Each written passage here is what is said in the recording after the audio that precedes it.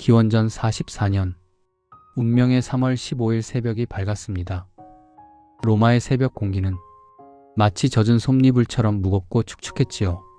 간밤에 불어닥친 비바람 때문에 창문이 덜컹거리는 소리가 끊이지 않았습니다. 어둠 속에서 눈을 뜬 56살의 남자, 로마의 절대 권력자 율리우스 카이사르. 그는 지끈거리는 머리를 감싸 쥐며 일어났습니다. 사실 그는 요즘 몸이 성한 곳이 없었습니다. 지병인 간질 발작이 잦아졌고 현기증 때문에 제대로 서 있기도 힘든 날이 많았지요. 천하를 다 가졌지만 늙고 병든 육체만큼은 어찌할 도리가 없었던 겁니다. 그때 옆자리에서 앓는 소리가 들렸습니다. 아내 칼푸르니아였습니다. 그녀는 식은땀으로 흠뻑 젖은 채 비명을 지르며 깨어났지요. 안 돼요. 여보. 절대 안 됩니다. 그녀가 남편의 손을 꽉 잡았습니다. 그녀의 손이 사시나무 떨듯 떨리고 있었지요. 꿈을 꾸었습니다. 우리 집 지붕이 무너져 내리고 당신이 내 품 안에서 피투성이가 되어 죽어가는 꿈이었어요. 제발 오늘만큼은 원로원에 가지 마세요. 평소 미신 따위는 믿지 않던 냉철한 카이사르였지만 그날따라 아내의 눈물은 그의 마음을 흔들었습니다. 그 역시 간밤에 기분 나쁜 꿈을 꾸었기 때문이지요. 자신이 구름 위를 날아다니다가 신들의 왕 유피테르와 악수하는 꿈. 어찌 보면 길몽 같지만 죽음이 임박했음을 알리는 불길한 징조처럼 느껴졌습니다. 그래, 오늘은 몸도 좋지 않으니 쉬어야겠어. 그는 하인을 시켜 원로원 회의를 연기하라고 지시하려 했지요. 바로 그때였습니다. 운명의 장난처럼 누군가 방문을 두드렸습니다. 데키무스 브루투스였습니다. 여러분, 여기서 헷갈리시면 안 됩니다. 우리가 흔히 아는 암살자 마르쿠스 브루투스가 아니라 카이사르가 또 다른 아들처럼 믿었던 부하 데키무스였지요. 그는 카이사르의 표정을 살피더니 은근한 목소리로 말했습니다. 카카, 지금 원로원에는 의원들이 가득 모여 카카를 기다리고 있습니다. 오늘 카카를 로마의 왕으로 추대한다는 소문도 돌고 있는데 고작 부인의 꿈자리 때문에 회의를 취소하시겠습니까? 그러면 의원들이 비웃을 겁니다. 다시 좋은 꿈을 꿀 때까지 회의를 미루자고 할까요? 이 말은 카이사르의 아픈 곳을 찔렀습니다. 자존심. 평생을 전장에서 살아온 사내의 자존심 말입니다. 그는 결국 쓴웃음을 지으며 일어났습니다. 자네 말이 맞네. 여자의 꿈 때문에 나란 일을 미룰 수는 없지. 그는 하인이 건네주는 붉은색 토가를 걸쳤습니다. 가장 화려하지만 피가 묻으면 가장 티가 나지 않는 옷. 그것이 그의 수의가 될 줄은 아무도 몰랐지요. 그가 집을 나설 때 아내 칼푸르니아는 문설주를 잡고 하염없이 울었습니다. 그것이 남편의 뒷모습을 보는 마지막 순간임을 직감했던 걸까요? 자, 시계를 거꾸로 돌려보겠습니다. 우리는 카이사르를 태어날 때부터 영웅이었을 거라고 생각합니다. 하지만 그건 큰 착각입니다. 그의 젊은 시절은 한마디로 빛 좋은 개살구였지요. 가문은 뼈대 있는 명문가였지만 집안에 돈이라고는 쥐뿔도 없었습니다. 그는 살아남기 위해 돈을 빌려야 했습니다. 그 빚의 규모가 얼마나 엄청났는지 지금 돈으로 환산하면 수백억 원이 넘었습니다. 하지만 카이사르는 기죽지 않았습니다. 오히려 더 비싼 옷을 입고 더 호화로운 파티를 열었지요. 사람들이 걱정하면 그는 뻔뻔하게 대답했습니다. 내가 빚이 많다는 건 그만큼 많은 사람들이 나를 믿고 투자했다는 증거 아니오? 내가 로마의 주인이 되면 당신들 모두 부자로 만들어주겠소. 참으로 대단한 배짱 아닙니까? 젊은 시절에 유명한 일화가 하나 더 있습니다. 그가 유학을 가던 중 해적들에게 납치된 사건입니다. 해적들이 몸값을 요구했지요. 우리가 너를 풀어줄 테니 20달란트를 내놓아라. 보통 사람이라면 벌벌 떨며 살려달라고 했을 겁니다. 하지만 카이사르는 코웃음을 쳤습니다. 이봐, 사람을 잘못 봤군. 내가 고작 20달란트짜리 인간으로 보이나? 50달란트를 줄 테니 나를 정중하게 모셔라. 인질 주제에 몸값을 직접 올린 겁니다. 그리고는 해적들과 어울려 놀면서 농담처럼 말했지요. 내가 풀려나면 너희를 싹 다 잡아서 십자가에 매달아 주겠다. 해적들은 그저 철없는 도련님의 허풍이라고 생각하고 웃어넘겼습니다. 하지만 결과는 어땠을까요? 풀려나자마자 카이사르는 군대를 이끌고 돌아와 약속대로 해적들을 모조리 잡아 십자가에 매달았습니다. 그는 농담도 허투루 하지 않는 무서운 남자였던 겁니다. 하지만 그런 그에게도 시련의 계절은 길었습니다. 30이 넘고 40이 다 되어가도록 그는 로마 정치판의 주변부만 맴돌았습니다. 동기들은 벌써 높은 자리에 올라가는데 자신은 여전히 빚쟁이에 불과했지요. 어느 날 스페인 총독으로 부임해 가던 길, 그는 알렉산더 대왕의 동상을 마주하게 됩니다. 동상 앞에서의 그의 모습은 처량하기 그지없었습니다. 갑자기 그가 동상을 붙잡고 통곡을 하기 시작한 겁니다. 알렉산더는 내 나이 32살에 세상을 정복했는데 나는 40이 넘도록 뚜렷한 업적 하나 없이 늙어가고 있구나. 내 인생은 도대체 어디로 가고 있는가? 여러분, 이 마음 이해하시나요? 거울 속에 비친 내 얼굴에서 흰머리와 주름을 발견했을 때, 친구 자식은 대기업에 갔다는 소식을 들었을 때 밀려오는 그 헛헛한 마음 말입니다. 로마의 영웅도 우리와 똑같은 중년의 위기를 겪었던 겁니다. 하지만 카이사르가 비범한 점은 여기서 나옵니다. 그는 한탄만 하고 끝나지 않았습니다. 50살이 다 된 나이에 그는 인생을 뒤집을 마지막 승부수를 던집니다. 바로 갈리아 원정입니다.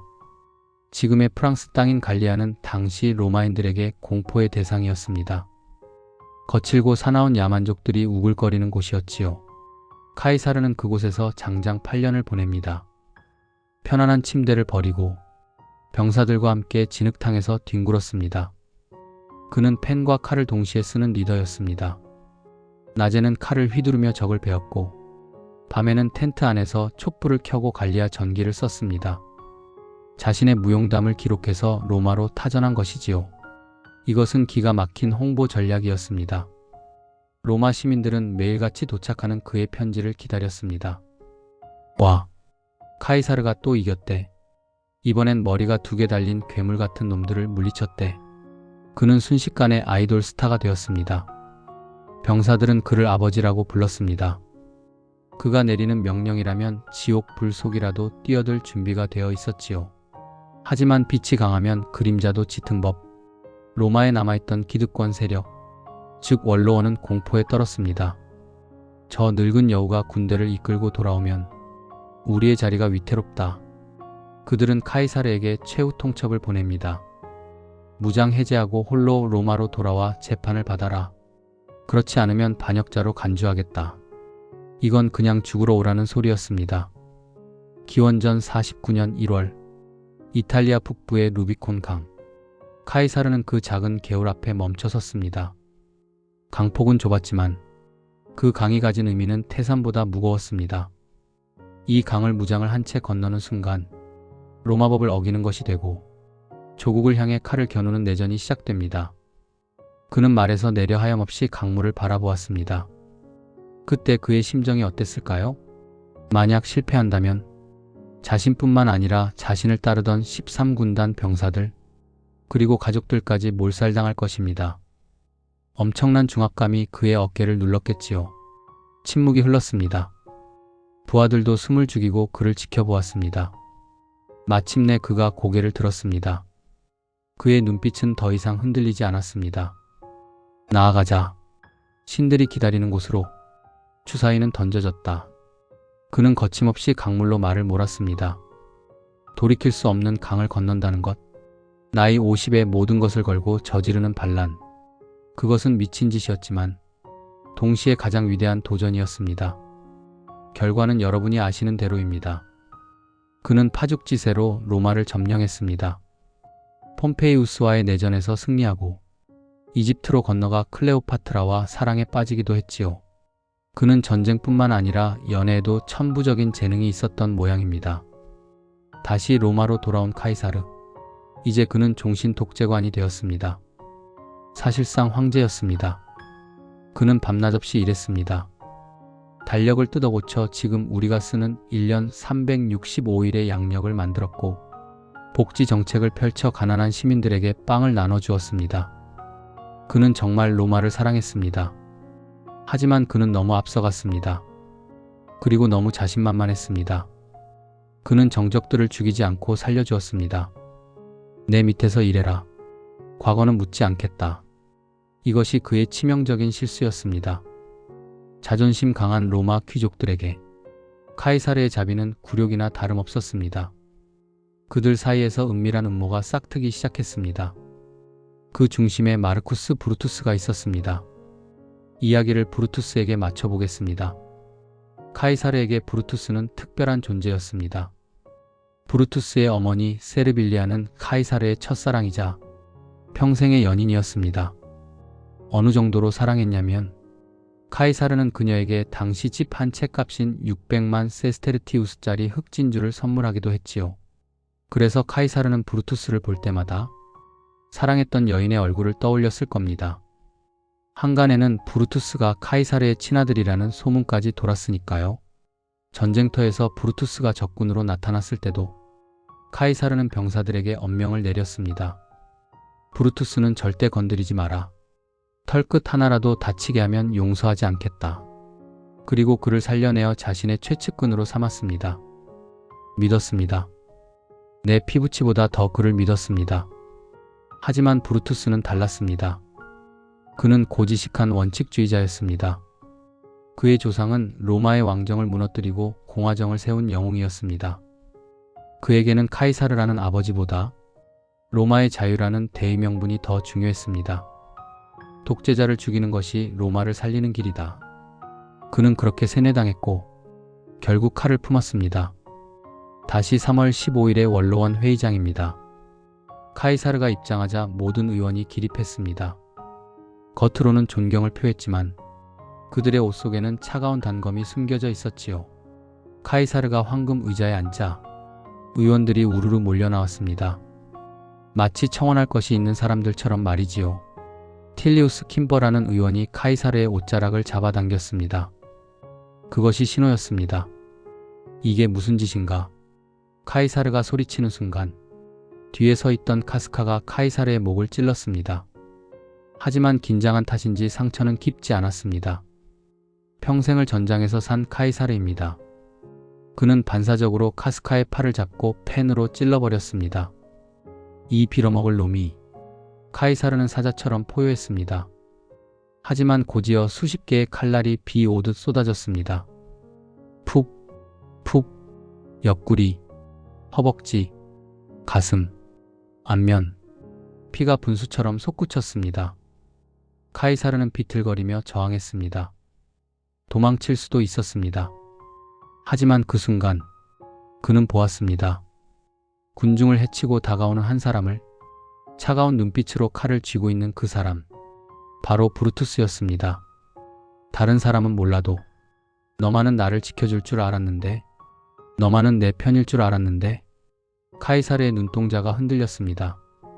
육체의 고통은 사라지고 가슴이 찢어지는 듯한 배신감만이 남았을 겁니다. 그는 저항을 멈추었습니다. 그리고 피 묻은 토가를 끌어당겨 자신의 얼굴을 덮었습니다. 왜 그랬을까요? 자식 같은 아이가 자신을 찌르는 모습을 참아 볼 수 없어서였을까요? 아니면 최후의 순간, 고통으로 일그러진 추한 얼굴을 보이기 싫었던 황제의 자존심이었을까요? 그는 얼굴을 가린 채 읊조렸습니다. 브루투스? 너마저. 그것이 마지막이었습니다. 로마를 호령하던 거인은 자신이 쫓아냈던 폼페이우스의 동상 아래 쓰러졌습니다. 23방의 칼자국, 그중 치명상은 단 한 방뿐이었다고 합니다. 나머지 칼날들은 이미 죽어가는 노인을 향한 잔인한 분풀이었을 뿐이지요. 바닥에 흐르는 붉은 피 위로 원로원 의원들은 자유를 외치며 뛰쳐나갔습니다. 하지만 그 자리에 남겨진 건 싸늘한 시신과 적막뿐이었습니다. 카이사르의 이야기는 여기서 끝납니다. 하지만 이 이야기가 우리 가슴에 남기는 여운은 깁니다. 그는 완벽한 영웅이 아니었습니다. 빚에 쪼들리던 가장이었고 탈모를 걱정하던 중년 남성이었으며 사람을 너무 믿어서 배신당한 외로운 사람이었습니다. 어쩌면 그는 천하를 정복한 정복자가 아니라 그저 마음 터놓을 친구 하나가 그리웠던 고독한 노인이었는지도 모릅니다. 여러분, 우리는 무엇을 위해 이토록 치열하게 살아가고 있습니까? 카이사르가 그토록 원했던 권력도 죽음 앞에서는 한 줌의 먼지였습니다. 지금 여러분 곁을 지키고 있는 사람들, 가족, 친구, 동료, 혹시 성공이라는 목표 때문에 그들을 외면하고 있지는 않나요? 아니면 반대로 사람을 너무 믿어서 상처받고 있지는 않나요? 카이사르가 마지막 순간 얼굴을 가리며 느꼈을 그 깊은 고독이 오늘 밤 우리에게 묵직한 질문을 던집니다. 가장 높은 곳에 올랐지만 가장 쓸쓸하게 떠난 남자, 율리우스 카이사르의 명복을 빕니다. 구독, 좋아요는 사랑입니다. 감사합니다.